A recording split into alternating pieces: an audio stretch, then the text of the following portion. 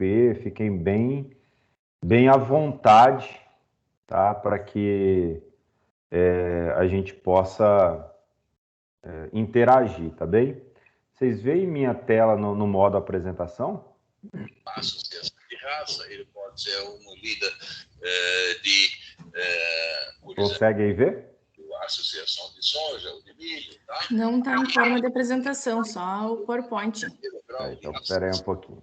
Então, ele passa a ser... Tem um microfone aberto, eu acho. Por exemplo, onde o agro está sendo representado, do Sindicato Rural da sua região até... Alguém O ouvindo da um Bru rádio Menezes. aí? Tem um rádio aí. Espera aí só um pouquinho, gente.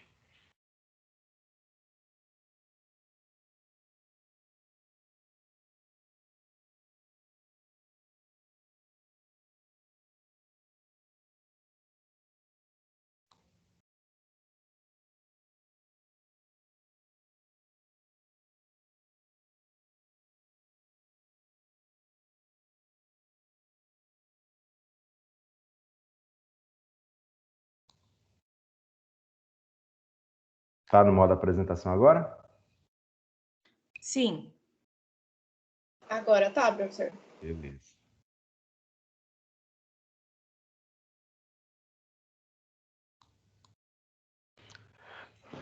Deixa eu pegar uma caneta aqui. Bom, para a gente começar, tá, eu quero apresentar aqui para vocês, falar rapidamente, tá, o que é o Cerrado. Eu pretendo não ser muito longo nessa aula, principalmente por ser formato online, eu tenho sempre preferido fazer que elas sejam um pouco mais curtas, para não ficar extremamente muito cansativo para vocês. Bom, mas como vocês sabem, né, aqui um mapa do Brasil e a gente tem aqui uma marcada em vermelho, que seria a região do Cerrado.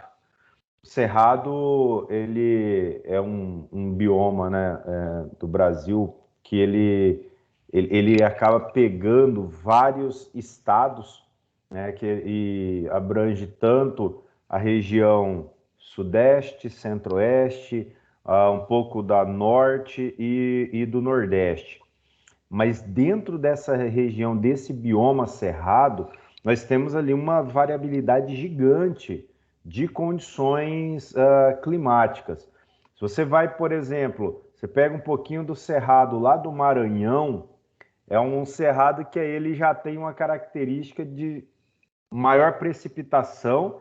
Aí você vai no estado do lado, que é o Piauí, você já tem um estado com uma precipitação bem menor, estamos falando aí de cerca de 700 milímetros a menos, e com uma concentração de chuva extremamente grande. Tá? E a hora que você pega no próprio Mato Grosso, né, o Mato Grosso, apesar de ser muito grande, o Mato Grosso, uma parte dele somente é do bioma cerrado. Tem uma outra parte que já é no bioma amazônico. Talvez os sistemas de produção aqui no Mato Grosso, que pegam um pouco da região amazônica, ele é muito semelhante ao cerrado. A diferença é que a precipitação é bem maior. Nós estamos falando aí, às vezes, de 700, 800, 900 milímetros a mais, por exemplo, no médio norte, a norte do Mato Grosso, para a região sul. Enquanto aqui em Rondonópolis chove entre 1.300 e 1.500 milímetros, na região próximo de Sorriso deve chover perto de 2.000 milímetros, né? Mas, então, às vezes, quando a gente fala em cerrado, os sistemas de produção do cerrado, a gente consegue também na região um pouco amazônica produzir da mesma forma, tá? Mas quando nós falamos no cerrado, uma característica marcante desse bioma é essa daqui. Primeiro, a oscilação, a variação de temperatura, ela é muito pequena, né? Nós temos uma condição de altas temperaturas. Ontem mesmo aqui estava 41 graus. há 2 semanas estava um friozinho, mas o friozinho que tem aqui, que geralmente acontece em julho, agosto, ele é de 2 dias, 3 dias no máximo. E aí a temperatura cai um pouco para as mínimas ali na casa de 9 graus, 10 graus, mas isso acontece 2 dias. Para vocês terem ideia, ano passado teve uma aqui na nossa região e pegou assim bem bastante parte do Cerrado, veio um frio muito intenso em agosto do ano passado, que aqui na minha cidade mesmo já havia mais de 40 anos que não tinha geada. E ano passado teve. Então imagina, tinha mais. Tanto é que eu nunca tinha visto uma geada aqui aqui no Mato Grosso. E ano passado teve. Só que foi um frio de 3 dias. A condição principal aqui são altíssimas temperaturas. Tá? Então você está, às vezes, de manhã, você pega ali 6 da manhã, sei lá, tá 22 graus, a hora que dá 9 da manhã já tá 33, 34 graus. Ontem mesmo, 41 graus. E uma outra característica é uma concentração grande de chuva. Então, aqueles 1.500 milímetros que eu falei para vocês, 1.500, 1.600 que acontece em algumas regiões, que vai um pouquinho mais ali perto de Primavera do Leste, aqui no Mato Grosso, 1.700 milímetros, essas chuvas são muito concentradas, geralmente acontecendo a partir do mês de outubro. Em setembro, pode acontecer em algumas regiões. Aqui no Brasil, pensando em Brasil Central, na região norte, que aí já não é cerrado, é um clima, é uma região amazônica, ali já começa a chover em meados de setembro, tá? Mas de forma geral no Cerrado, onde começa a estabilizar as chuvas, é a partir do mês de outubro. E se você pegar indo mais para o Nordeste, a região ali do Piauí, então isso já começa a acontecer lá para novembro. Então isso vai influenciar também o plantio, que eu já vou falar para vocês. Mas de forma geral, que vocês podem perceber aqui nesse gráfico, que tem aqui ou a partir de outubro, os meses de maior precipitação, janeiro, fevereiro e um pouquinho em março. E a hora que pega já abril, já cai drasticamente. Maio, pouquíssimas chuvas. Dificilmente acontece chuvas em junho, julho e agosto. Esse ano foi um pouco atípico, porque aqui no mês de março, que geralmente chove bastante, cortou chuvas em março. Choveu pouco em março, no Cerrado. E depois deu uma chuva em junho, uma boa chuva em algumas regiões, e deu uma chuva, outra chuva em julho, tá? Julho não, agosto. Mas são chuvas assim atípicas, às vezes é uma chuva, um dia, sei lá, chove 20 milímetros, mas geralmente, tá, de forma bem generalizada mesmo, nesses meses, entre maio, que chove pouquíssimo, mas principalmente entre julho e agosto, entrando inclusive setembro, praticamente não tem chuva. E aí vocês vão, né, ver até na disciplina que é onde nós temos, essa época aqui é onde nós temos as maiores limitações na pecuária. Imagina animais vindo de pastos muito bons e depois esses animais entrando aqui numa seca intensa, que esse mês começou em março. E por isso que muitas vezes vocês ouvem falar de queimadas, porque nessas épocas aqui, se vocês vierem por aqui essa época, vocês vão ver pastos extremamente secos. E aí qualquer coisinha, é uma bituca de cigarro de um caminhoneiro que joga na beira da estrada ali, ela pode causar uma queimada que depois dificilmente as pessoas conseguem apagar. Isso vai entrando, vai passando de uma propriedade para outra e aí nós temos nessa época que é agosto, setembro, onde nós temos um prejuízo gigante para a produção pecuária, mas que é algo que tem acontecido de forma recorrente. Essa basicamente é a vegetação de cerrado. Aqui é um cerradinho, né? Essa parte aqui de baixo é uma vegetação mais arbustiva. Em alguns pontos veredas, né? Essas veredas elas geralmente estão embaixadas e com isso você tem a formação dessas palmeiras aí. O frio o ano passado foi tão intenso que você passava na BR e via essas palmeiras aqui todas queimadas por conta da geada. Algo incomum de se acontecer aqui no Cerrado. Tá? Os principais solos da região de Cerrado, nós temos 3 classes aí que representam por volta de 80% do solo de Cerrado. São os latossolos, que representam próximo de 47%, os neossolos quartzarênicos, por volta de 15%, e a mesma proporção de argissolos. Então, pegando latossolo, argissolo e neossolo quartzarênico, representando cerca de 80% dos solos de Cerrado. No Cerrado, qual é a base da nossa agricultura? Estou passando isso daqui rápido, tá?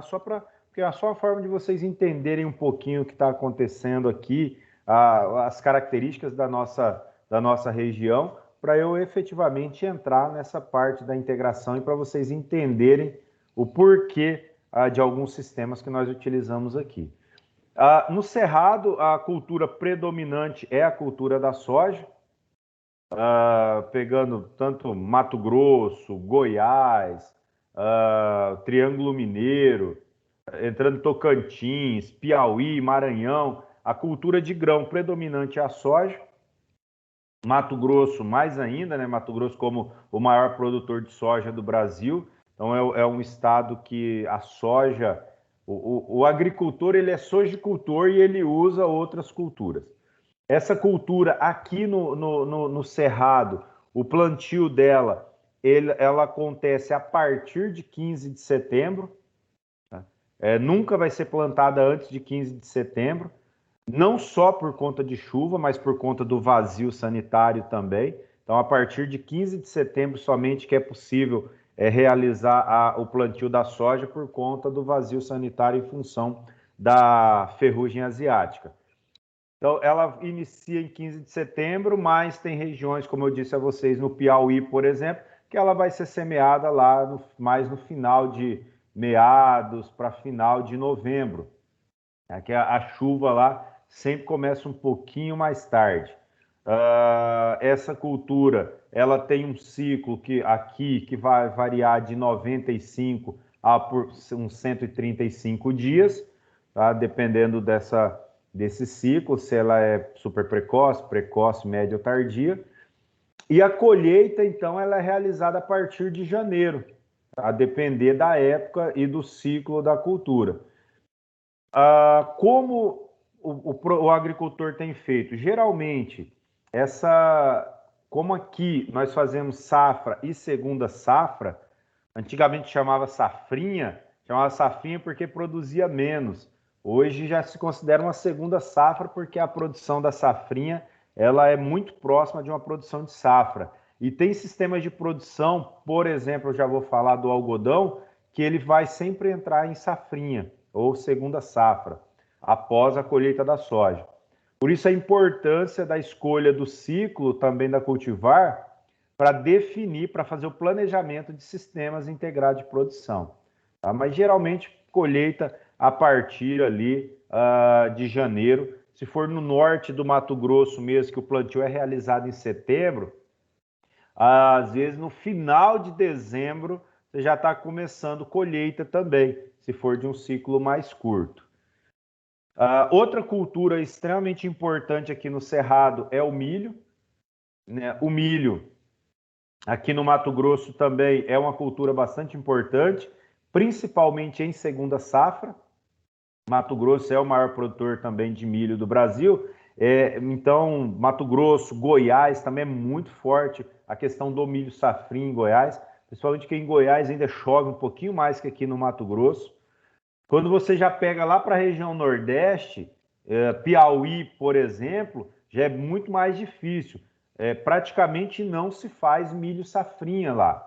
Eles fazem um milho safra, porque o ciclo lá de chuva é muito curto. Chove pouco, chove uns 1.200 milímetros, e ela chove muito concentrada. É muito arriscado dessa forma ser feito o milho safrinha. Geralmente eles acabam fazendo mais uma safra. Aqui no Mato Grosso, em Goiás, Triângulo Mineiro, sempre o milho é segunda safra, quase sempre. Às vezes ele entra na safra como uma forma de alguma propriedade que quer fazer uma rotação, que está com problema, às vezes, de algum nematóide, alguma coisa, eles utilizam o milho como forma de entrar ali no lugar da soja. Em algumas propriedades que fazem integração, esse milho é produzido para silagem, eles vão rodando nas áreas, mas é uma cultura bastante importante aqui para a região. Como ela é feita, se ela for feita na safra, geralmente ela é colhida lá por volta de março. Se ela é feita em segunda safra, ela é colhida a partir de junho. E às vezes vocês já devem ter ouvido falar que o pessoal consorcia e faz o milho segunda safra consorciado com braquiária. Isso é possível ser feito, é desafiador, mas é possível ser feito. Porém, quando você vai colocar os animais lá depois da colheita do milho, que ela vai acontecer mais ou menos em junho, lembrem lá daquele gráfico que eu mostrei para vocês. E não tem chuva aqui em junho. Essa braquiária que vai ficar após a colheita do milho, ela é uma braquiária que ela tem baixo potencial de produção. A produção de fitomassa dela é pequena. Ela vai aguentar suportar animais aí por uns 30 dias numa taxa de lotação mais baixa. Um sistema que acontece aqui, que eu não gosto muito, mas às vezes acontece bastante, após a colheita do milho, o que acontece? A gente tem uma condição de palhada e com algumas espigas que ficam ali no chão mesmo pelo problema de colheita, pelas perdas de colheita. E aí alguns produtores, eles soltam animais em cima dessa palhada e consideram que isso é um sistema integrado. Agora imagina um bicho que tem dente só numa parte da boca, não tem mão, capta o alimento com a língua, ele tentando buscar uma espiga de milho, um pouquinho de bucha no meio de uma lavoura, que às vezes uma gleba dessas fazendas tem 200 hectares, um piquete.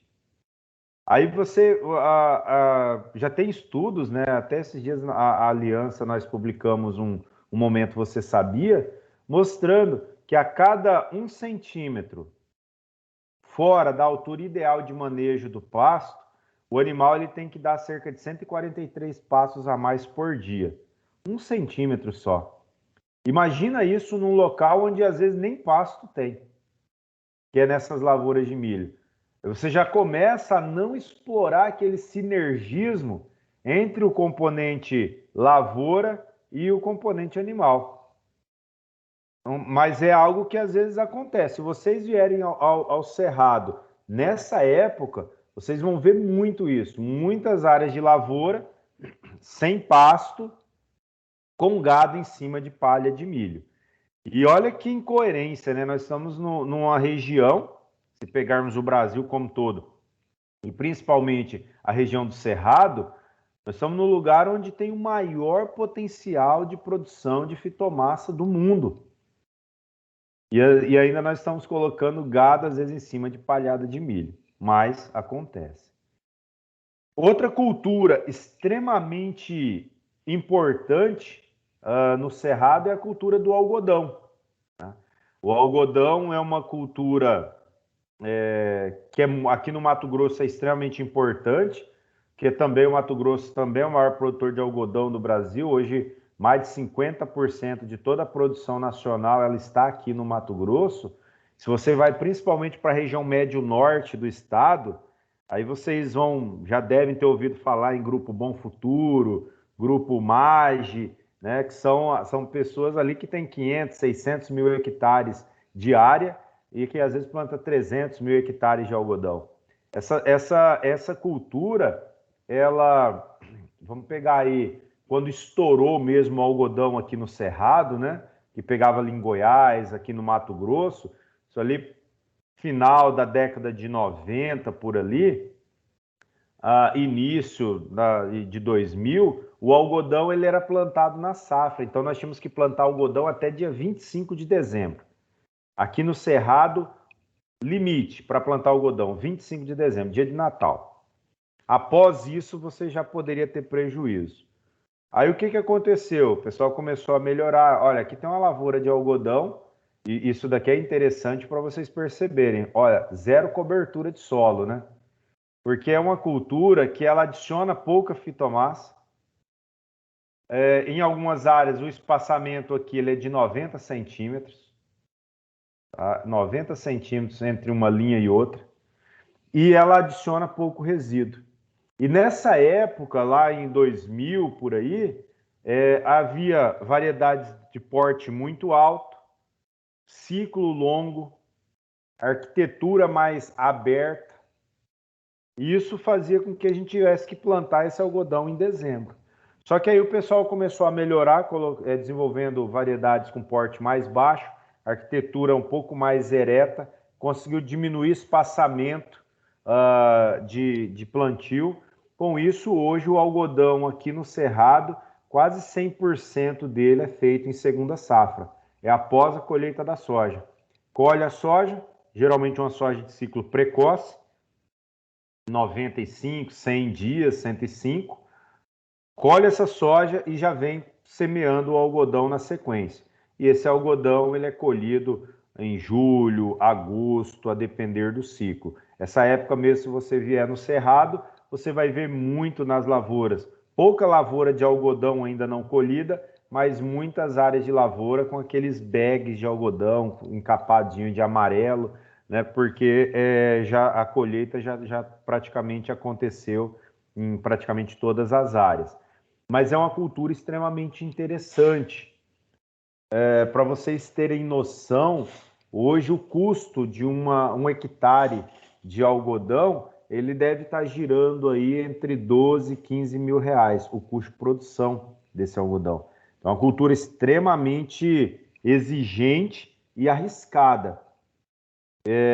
E ela está predominantemente, diferentemente da soja, ela está predominantemente nas melhores áreas do Cerrado.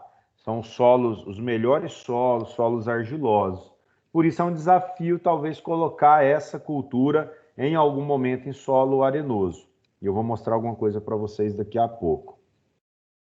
E com relação à pecuária, nós temos diferentes cenários de pecuária aqui no Cerrado. Tanto uma pecuária muito extrativista, e essa foto, ela é um pouco exagerada, sim, ela é um pouco exagerada, mas muitas áreas nesse momento, as áreas de pecuária tradicional mesmo, nesse momento elas estão muito próximas disso daí. Então, é baixíssima produção de forragem, você passa aqueles pastinhos rapados mesmo, 5 centímetros, 7 centímetros de altura, muito rapado, porque não chove. Os animais, dessa forma, eles vão aproveitar aquela forragem que foi produzida nas águas e vão estar consumindo na seca. Como o produtor ele não tem um planejamento forrageiro na propriedade, e pouquíssimos deles fazem conservação de forragem para poder usar agora na seca ou algum tipo de suplementação, os animais eles têm que consumir o que tem ali. E infelizmente essa é a condição que eles encontram nesse momento. Enquanto não voltar as chuvas, vai ser essa condição. E aí a gente começa a ter um grande desafio, que é essa transição seca-água. Porque aí quando começa a vir esses brotinhos, animais consumindo alimento de qualidade totalmente diferente, começam a ter problemas de diarreia, né? E isso compromete também o desempenho desses animais. Por outro lado, nós também temos uma pecuária, hoje ela está cada vez mais, cada vez crescendo mais, que é uma pecuária em que o produtor começa a adubar mais as áreas, manejar pastoreio, mas ainda assim, hoje, aqui no Mato Grosso, no Cerrado, e isso é quase um valor do Brasil todo, nós usamos menos de 3% de todo o adubo todo fertilizante utilizado na agropecuária, menos de 3% estão direcionados à pecuária. Ou seja, o nosso produtor, o nosso pecuarista pouco investe em adubação. Pouco mesmo investe. Mas esse cenário está mudando, porque ou esse pecuarista intensifica, ou ele vai saindo da atividade. Tá? A gente tem visto muito isso, muitos pecuaristas saindo da atividade porque não tem conseguido acompanhar o mercado. Então, hoje também o cruzamento industrial já tem sido o pessoal cruzando Nelore, porque as vacas Nelore elas são excelentes mães, são matrizes excelentes as vacas Nelore, e aí a gente começa a colocar um sangue europeu, e esse F1 tem sido bastante utilizado em áreas tanto de integração, em áreas de pecuária, puramente pecuária, e sendo usado para depois para confinamento. Então o pessoal começa a usar suplementação, áreas de confinamento, principalmente com integração, eles começam a ser muito utilizados por aqui. Essa parte do confinamento e integração, ela é extremamente importante aqui para o Cerrado. Talvez, eu digo aqui para o Cerrado porque estamos falando do Cerrado, mas possivelmente em qualquer região do Brasil. Porque imagina, o produtor, ele compra um bezerro, ele vai pagar aí por volta de R$450, R$470 a arroba desse bezerro. Um bezerro de 7 arrobas por aí, 210 quilos. Então ele acaba comprando um bezerro que, na verdade, ele vai pagar perto de R$450, R$470 a arroba. Na hora de vender esses animais, hoje aqui no Mato Grosso, por exemplo, o preço da arroba para o frigorífico está R$270. Então, em cada arroba, ele tem quase R$200 de ágio, né, na compra de um bezerro. Se ele somente recria esses animais na integração, ou seja, ele sai de 7 vai lá para 14 arrobas, ele tem 7 arrobas somente para diluir aquele ágio do bezerro, que foi muito alto. Por outro lado, se esse produtor ele recria, e depois que ele recriou, ele manda, a partir de 360, 390 quilos, ele manda esse animal para o confinamento e abate esse animal com 20 arrobas, 21 arrobas, ele teve 14 arrobas para diluir aquele ágio. Então ele vai ter 14 arrobas vendendo a 270 para diluir o ágio daquelas 7 arrobas que ele pagou 470. E hoje, se você visitar aqui o Cerrado, a maioria das fazendas que fazem integração, elas ou fazem terminação intensiva a pasto, TIP, que fazem um semi-confinamento, ou elas recriam esses animais. Durante a recria, elas já vão fazendo a adaptação desse animal para o confinamento, eles já vão suplementando também, principalmente ali a partir de julho, né, porque os pastos já começam a ter uma menor produção e baixa qualidade. Esse animal ele já entra no confinamento adaptado. Mas a recria a pasto ela é muito importante, porque a cada 2 dias que esse animal fica a pasto, diminui 1 dia na diária de confinamento. E o que é mais caro é a diária de confinamento. Você já deve ter ouvido, quem é agrônomo, zootecnista, o que os seus professores mais falaram, olha, a produção animal mais barata é a pasto, e é verdade. Então nós mostramos aqui nos resultados nossos, 2 dias de animal a pasto, 1 dia a menos no confinamento. Isso tem um impacto gigante lá na receita final, na receita líquida do produtor. Tá? Porque qualquer coisa que ele fizer para reduzir tempo de abate e reduzir tempo em confinamento, maior é a lucratividade dele, ok? Bem, então essa basicamente é uma contextualização do que é o cerrado, das principais características, tá? E os principais sistemas de produção. as principais culturas e como é, basicamente, de forma bem geral, a pecuária no Cerrado. Agora, o que eu quero mostrar para vocês é um pouquinho de como nós podemos conduzir os sistemas integrados aqui no Cerrado. Basicamente, como começou a questão da integração aqui no Cerrado? Vocês já devem ter ouvido falar, quem trabalhou um pouquinho de pecuária, um pouquinho de agricultura aí, ouviu falar já no sistema Santa Fé, no sistema Barreirão. A Embrapa coloca muitos nomes, né, no sistema, aí ela vai criando um monte de nome. Desenvolve alguma coisa.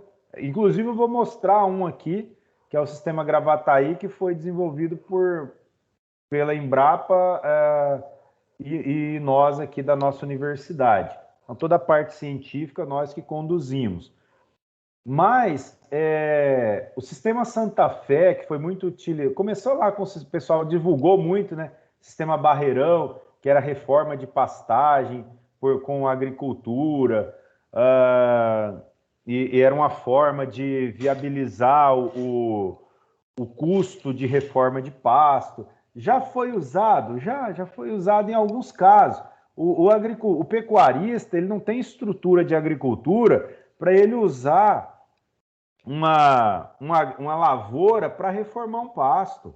Ele tem um trator, uma grade, um pulverizadorzinho ali. O custo para ele implantar isso é muito alto, para ele adquirir máquina para fazer agricultura. Então, esse é um sistema que poderia ser feito? Poderia, mas ninguém faz. Tá? A não ser que a pessoa, olha, eu tenho agricultura e tenho área de pecuária. Aí eu vou usar a agricultura lá na pecuária para reformar aquele pasto e ficar mais barato. Aí sim, mas um pecuarista tradicional fazer reforma com agricultura, aqui é muito difícil. Porque você não tem máquina para fazer isso, não tem, dificilmente você vai encontrar alguém que tenha máquina para arrendar para fazer isso. Porque esses caras vão estar, se eu tiver máquina para arrendar, eu vou arrendar para um produtor que ele precisa pagar um fogo ali, que é um fogo no sentido de acelerar um plantio, acelerar uma pulverização, mas ele não vai ficar ali num pequeno agricultor, num pequeno pecuarista fazendo reforma. Então, o sistema começou falando sobre isso. Depois veio o sistema Santa Fé. O sistema Santa Fé que tinha o objetivo de aumentar a produção de palhada, e aí começou o consórcio de milho com braquiária. Então, era outro sistema que foi utilizado. E aí o pessoal começou a usar, principalmente em áreas arenosas ou em áreas que chovia menos. Antigamente se plantava soja, essa soja ficava em pousio, depois da colheita da soja o solo ficava em pousio e plantava soja ano que vem de novo. O pessoal, não, mas vamos pôr pelo menos uma cobertura, e colocaram a braquiária rusiziensis lá. Desenvolveram a braquiária rusiziensis, rápido estabelecimento, muito fácil de dessecar, produz muita semente, então a semente dela é barata, e o pessoal colocou. E aí a galera começou a ver, falou, poxa, eu tenho um pasto top desse, será que eu não posso colocar animais aí? E o pessoal começou a colocar animal, na hora de dessecar, 2 litros de glifosato matava ela tranquilamente, e aí começou a integração dessa forma, o que aqui no Cerrado nós chamamos de boi safrinha, que é esse boi depois da cultura da soja, um boi segunda safra. E basicamente a gramínea utilizada nesse sistema integrado era a rusiziense. Só que a rusiziense, apesar dela produzir bem, estabelecer rápido e ser fácil de dessecar, ela não suporta muito pisoteio. Dessa forma, você colocava os animais, passava um tempinho, ela já não suportava. Tanto é que ninguém faz um pasto de 18 meses com rusiziense, porque ela não suporta pisoteio. E aí, a partir disso, a gente sabendo, conhecendo esse sistema, e a gente, como uma forma de precisar melhorar um pouco mais esse sistema, nós propusemos um experimento. Tá? Essa daqui é um experimento lá na Fazenda Gravataí, é uma fazenda de 10 mil e poucos hectares. Essa área do experimento aqui, ela tinha 160 hectares. Essa é a nossa área experimental. O que nós queríamos entender? Primeiro, existe a possibilidade de nós utilizarmos uma outra gramínea com a mesma viabilidade da Rusisiensis, ou seja, selecionar uma outra gramínea que pelo menos fosse igual à Rusisiensis, mas que suportasse um pouco mais pisoteio? Essa era a primeira pergunta. A segunda, será que nós poderíamos melhorar a qualidade da forragem? Inicialmente pensamos em melhorar a qualidade de forragem, colocando consórcios com leguminosa. Então, com isso, nós pegamos 4 gramíneas, que era a Rusisiensis, que era o nosso padrão, pegamos 2 braquiárias brisanta, que é o Piatã e o Paiaguás, e o Tamani, que é um pânico. Pegamos essas 4 gramíneas, mantivemos ela ou solteira ou consorciada com feijão calpi ou feijão guandu. Tá? O feijão calpi, para quem não conhece, é o feijão de corda. Quem já foi para o Nordeste lá, na praia, com certeza, na hora que vinha o feijão, era o feijão de corda. Então, é o feijão calpi, feijão macaça, tá? É esse feijão. Ou o feijão guandu, que todo mundo conhece. Só que o feijão guandu é um pouco mais arbustivo, né? Então, nós tivemos alguns problemas depois com esse feijão. Mas esse era o protocolo. Vou trazer para vocês os principais resultados que nós tivemos. Como eu falei para vocês, o nosso principal sistema integrado aqui é aquele que entra uma cultura na safra, que geralmente é a soja, e pasto na safrinha, geralmente um pasto solteiro. E aí, olha só, esse daqui é um momento, você sabia da aliança que tem lá no nosso site? Aquilo que nós fizemos, avaliamos o carbono, foi a dissertação de mestrado de uma orientada minha, avaliamos o carbono da biomassa microbiana. Vou trazer só alguns resultados gerais, tá? E já vou mostrar a produção para a gente ser mais direto. Quando eu tinha a média das gramíneas solteiras, das 4 gramíneas lá que eu falei, o carbono da biomassa microbiana era por volta de 300 miligramas de carbono por quilo de solo. Quando eu coloquei a leguminosa no sistema, isso daí foi para 900 miligramas de carbono por quilo de solo. O que aconteceu com isso? Eu não trouxe aqui, mas a matéria orgânica desse solo aumentou, porque aí você começa a colocar mais produção de fitomassa, mais raízes no solo, e isso faz com que a biomassa microbiana, a quantidade de solo rizosférico aumente, e isso também influencia diretamente a biomassa microbiana e todos os benefícios que esses micro-organismos podem causar. Né? Então, veja, nós praticamente triplicamos. E aí aqui nós comparamos, eu não trouxe aqui porque foi uma comparação empírica, nós não colocamos isso num delineamento, mas nós avaliamos a área do lado, que é o mesmo manejo, tudo igual, só que fazia milho safrinha. O carbono da biomassa, que ao invés de 300, ele caiu para 170, quando eu tinha soja, milho, quando não tinha a presença do animal. Até agora eu vou mostrar uma informação no outro experimento, mostrando o efeito do animal nesses sistemas. Então, veja, além disso, nós observamos, foi um trabalho de uma aluna minha também, a Karen, que ela avaliou os fungos micorrízicos arbusculares. E ela pegou todas as espécies de fungos que tinha lá. Então, vocês estão vendo aqui à direita, são diferentes esporos, tá? De fungos. Cada esporo desse daqui representa uma espécie de fungo micorrízico arbuscular. Então, lá com o professor Marco, lá na UFLA, ela foi lá e conseguiu fazer essa separação. E aí nós observamos que quando você tinha o consórcio da gramínea com a leguminosa, aumentou a riqueza de espécies de fungos micorrízicos arbusculares, principalmente quando tinha o consórcio com o feijão calpi. Cara, a gente ainda não sabe o que esse calpi tem, mas assim, vários produtores, inclusive, em relato, falam de Carlos, olha, quando eu planto soja depois de calpi, ela dá 4, 5 sacas a mais do que uma área que eu não fiz calpi. A gente ainda precisa entender o que mais esse Calpi promove. Nós estamos usando ele há bastante tempo, né? Desde 2014 nós estamos usando esse Calpi nas nossas áreas de integração e ele realmente é algo que causa bem interessante. Nesse mesmo estudo, só que agora foi a dissertação de mestrado da Juliana.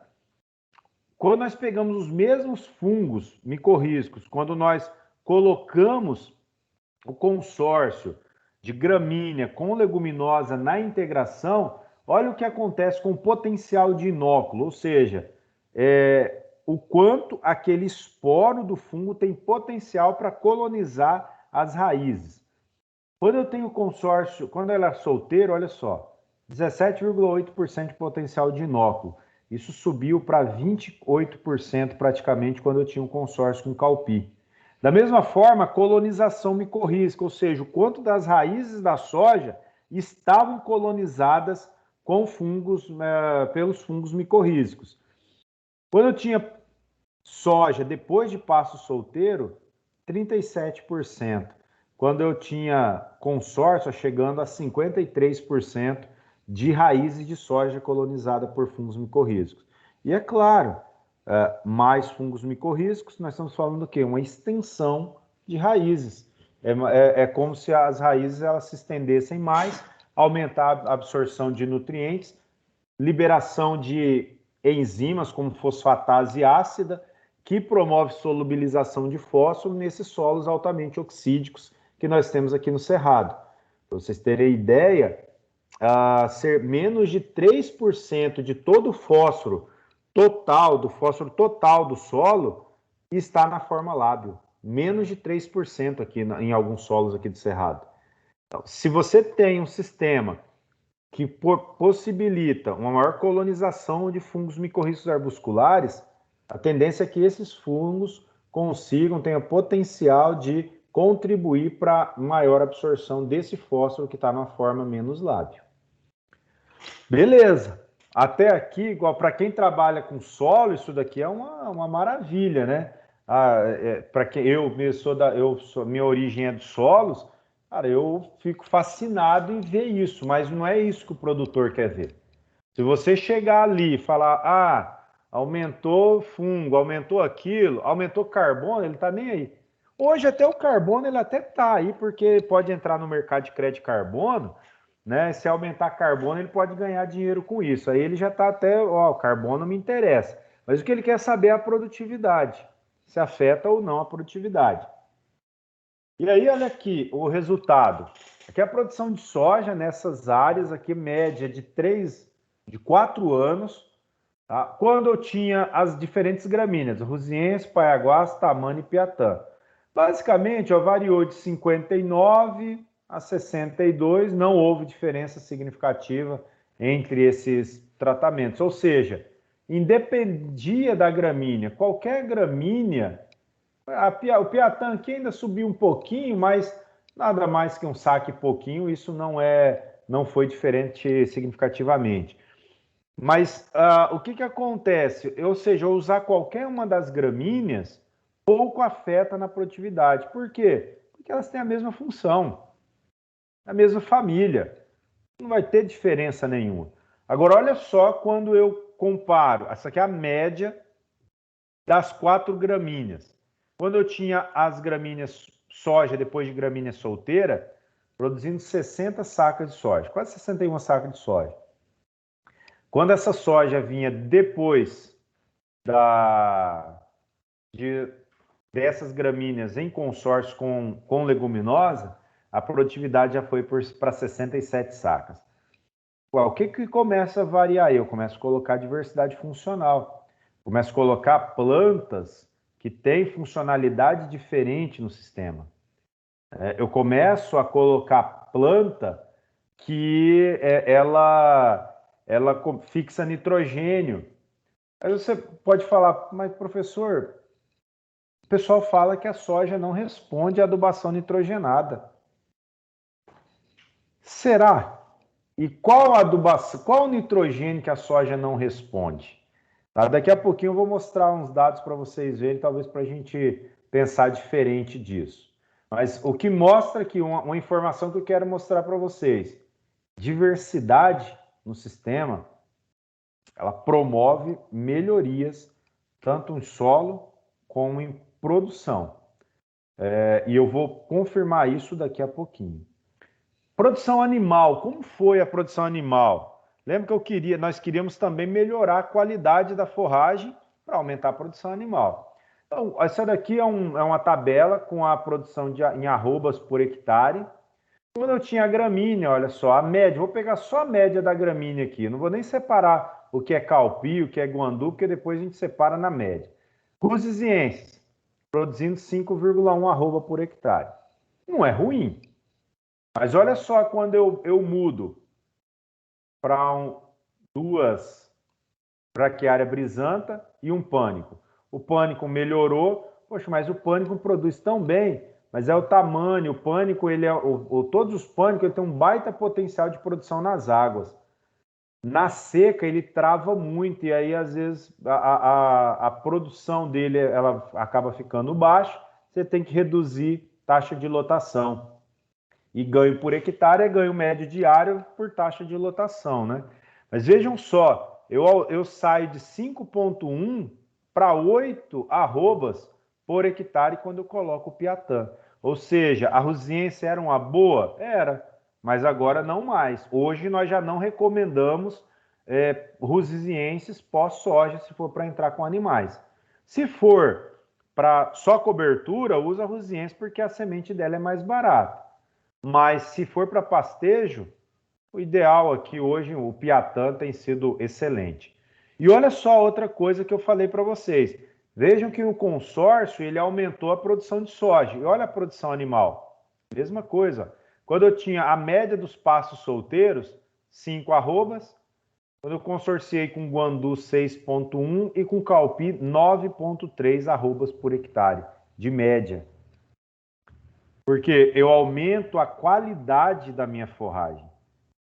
Eu estou colocando uma leguminosa no sistema, o ganho médio animal acaba aumentando, ela potencializa, porque ela fixa nitrogênio, potencializa a produção da gramínea, e essa aumenta-se taxa de lotação, aumenta ganho médio diário, você vai aumentar ganho por hectare. É algo bem tranquilo de se entender. Se vocês observarem aqui, olha só, o guandu aumentou, mas aumentou pouco, né? Em relação ao solteiro. O guandu nós tínhamos uma dificuldade. Por quê? O animal, ele não queria pastejar o guandu. O animal, ele começava a pastejar a gramínea e deixava o guandu, porque possivelmente o guandu tem algum fator antinutricional que faz com que o animal não opte por não comer ele. Ele só comia esse guandu lá quase no final do ciclo de pastejo.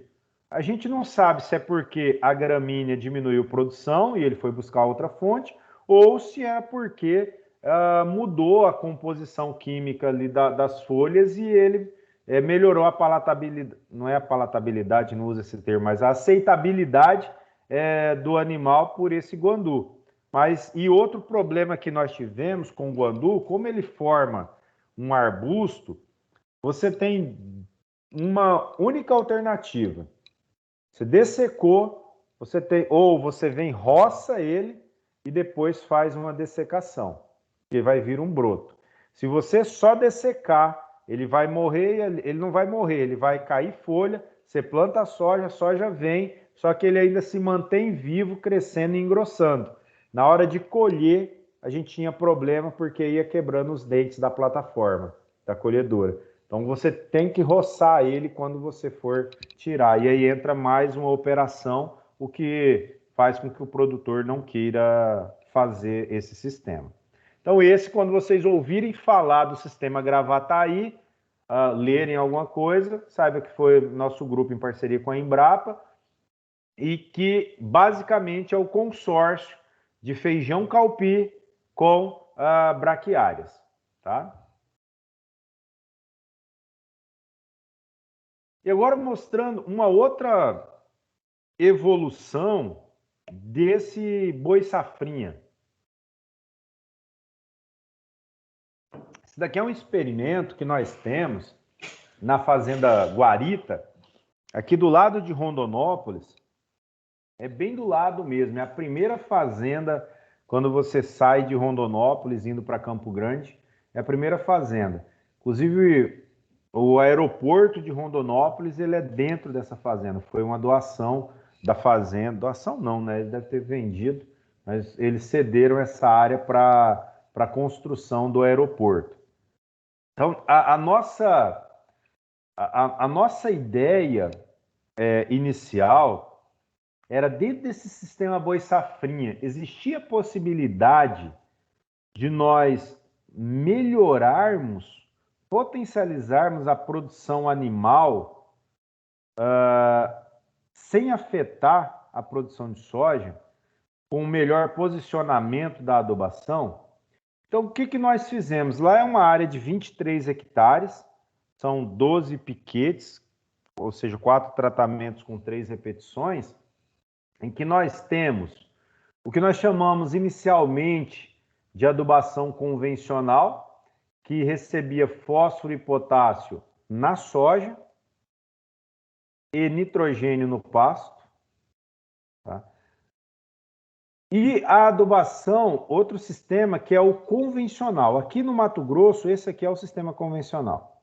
É fósforo e potássio no pasto, na soja, desculpe, e o pasto fica por obra da natureza. Não recebe nenhum tipo de adubação. Nós fizemos o quê? Nós mantivemos e colocamos um pouquinho de nitrogênio no pasto, pensando que a soja, teoricamente, ela não precisa de nitrogênio, né? Porque é por conta da fixação biológica do nitrogênio, mas o pasto precisa. Então já que a soja nós não precisamos de nitrogênio, vamos pôr o fósforo e o potássio lá e o nitrogênio no pasto. E aí, por outro lado, que nós consideramos a adubação de sistemas, o que nós fizemos? Nós pegamos o fósforo e o potássio da soja e colocamos no pasto. Por que essa ideia? Porque olha só, quando eu tenho nessa condição aqui, eu tenho a adubação da soja na soja. O pasto não recebe nada de adubação. Mas quando eu fiz a adubação aqui na soja, se eu produzir aproximadamente 15 arrobas por hectare de carcaça animal, eu vou levar embora coisa de 3 kg de fósforo, 600, 700 gramas de potássio. Imagina, vamos isolar potássio. O animal leva embora 700 gramas de potássio, aí o que eu faço? Eu coloco aqui 90 kg de potássio. Quando foi embora, 700 gramas. Quando for embora aqui na colheita da soja, cerca de 70, 80 quilos de potássio, eu não adubo com nada. Eu deixo o pasto por obra da natureza. Então, existe uma incoerência. No momento onde eu tenho a maior exportação, eu não reponho. Onde eu tenho a menor exportação, eu estou repondo o nutriente. Então, nós falamos, não, vamos repor o nutriente no momento em que há a maior exportação. Que é esse sistema aqui que recebeu fósforo e potássio no pasto. E um sistema que nós consideramos mais completo, em que nós colocamos o nitrogênio, fósforo e o potássio no pasto, tá? Que seria a nossa, que nós estamos considerando como adubação de sistemas. Nós consideramos esses dois aqui como adubação de sistemas. Tá? Mas essa ainda está numa discussão muito forte para entender melhor o que é essa adubação de sistemas. Está o professor Paulo, Aníbal, Amanda, Tangriani, tem um monte de gente aí que nós estamos discutindo um pouco sobre isso e até agora não entramos ainda num consenso.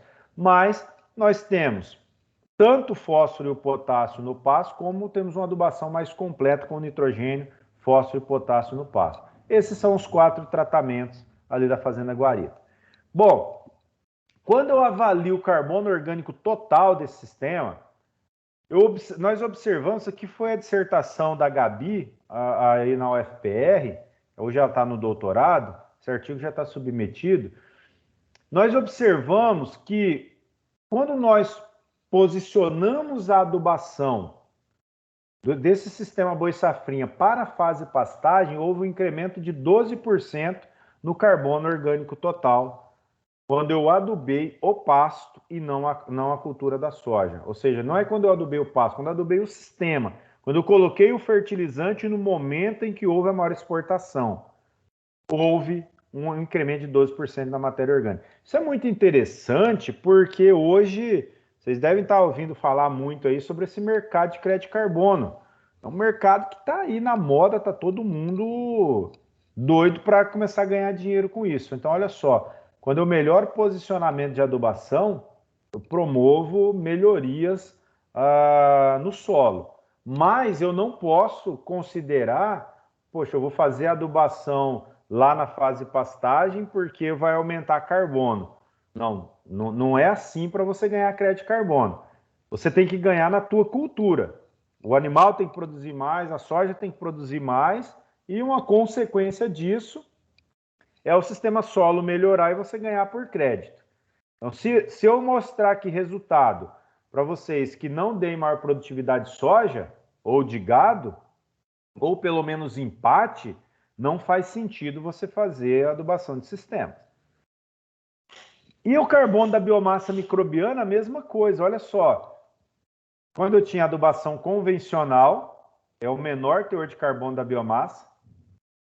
Quando eu tenho ou a adubação de sistemas sem o nitrogênio, ou adubação convencional com nitrogênio, aumenta o carbono da biomassa em relação ao convencional. Por outro lado, quando eu faço efetivamente a adubação de sistema completa, com nitrogênio, fósforo e potássio, no momento de maior exportação, ocorre um incremento ainda maior no carbono da biomassa microbiana.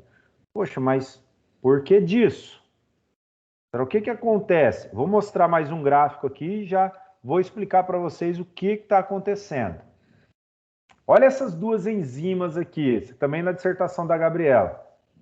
A beta-glicosidase, aquela relacionada ao ciclo do carbono, tem um aumento de 25% quando eu faço a adubação no momento de maior exportação. Fosfatase ácida, aquela que vai contribuir para disponibilizar fósforo para as plantas, aumento de 21% em relação à convencional.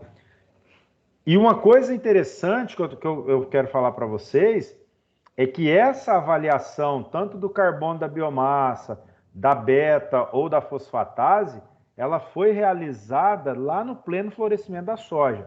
Mesmo quando eu adubei lá o pasto, eu estou avaliando ela lá na soja. Isso daqui já depois de 2 anos de implantação do sistema.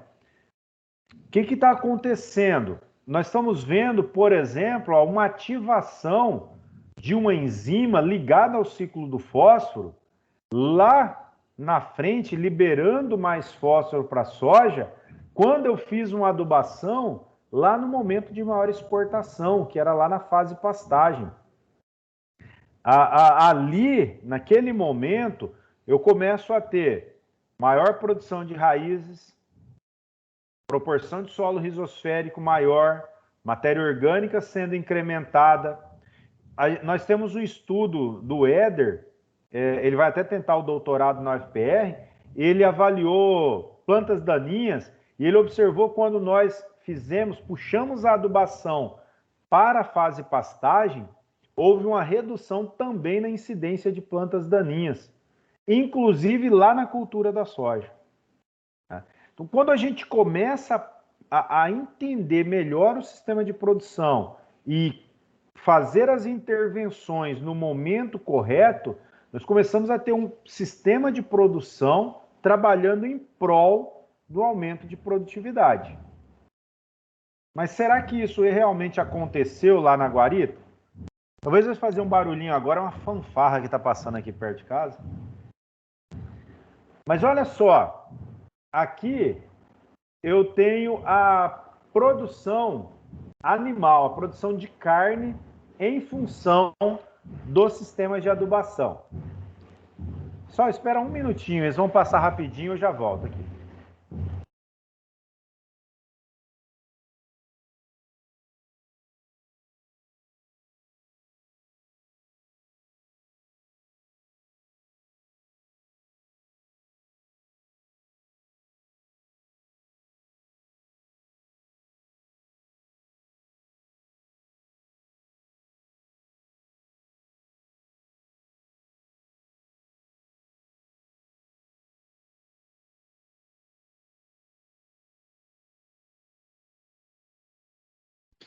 Ed Carlos, Oi. quem sabe a gente aproveita, dá uns 5 minutos para a turma ir no banheiro, pegar um cafezinho. Pode E ser. aí eu paro a gravação e retomo, porque aí depois eu utilizo em 2 etapas também, né? Está com 1h30 de gravação, tá bom? Perfeito, então. Ótimo. Tá feito. Vamos ser o mais rápido possível, então. Beleza. Obrigado.